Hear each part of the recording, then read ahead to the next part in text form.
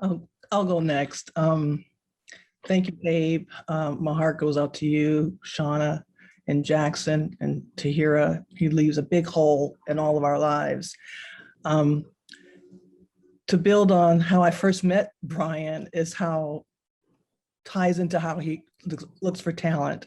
I first met Bryan when I was on a motorcycle road trip across country, and friends convinced me to come stop in Chicago for the NABJ convention. And I hadn't been involved with NABJ since college.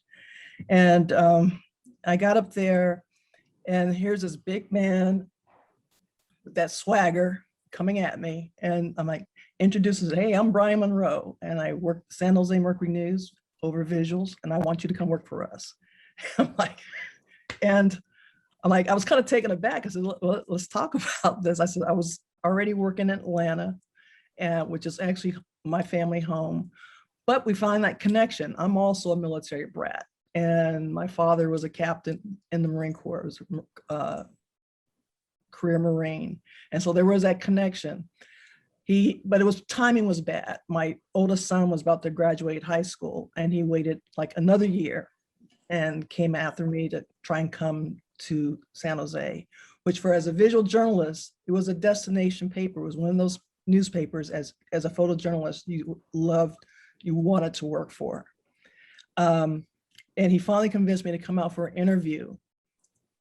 And part of the enticement was my husband and I were doing a commuter marriage thing. He was in LA and I'm in Atlanta. And he says, hey, get a chance for you guys to get together. I says, but I had a great interview and with the people, and I was really wanting this job. But as a military brat who got dragged across country every time my dad had a different posting, I knew I didn't want to do that to my son, who was then in his senior year. But Bryan was so intent on getting me to come to San Jose, he held that job for me for 9 months until my son graduated high school. And so I was able to, and the other enticement was that the fact that half the staff rode motorcycles too. In the first week on the job, like half the crew of us went out riding. I said, okay, I'm sold on this. But he was the kind of person who saw that talent in you and cultivated. The next thing he did, my introduction to NABJ after that was a month into being on the job. And he gets me to go to NABJ in Orlando. And we called Bryan, because Bryan, Michael Ducille, and Kenny Irby, who we call it the Visual Task Force, the Godfathers, somehow decided I was going to be the next Visual Task Force chair. And I had no idea. I said, I'm in a new job, Bryan. I don't know what I'm doing here. He says, we'll give you all the support you need, but we need fresh energy and fresh leadership. And I know you can do this. And that's the thing about Bryan. He would convince you, even if you weren't sure about yourself, to be able to step up and help build out a dream of bringing in other journalists of color, particularly Black journalists. Are so rare, Black photographers.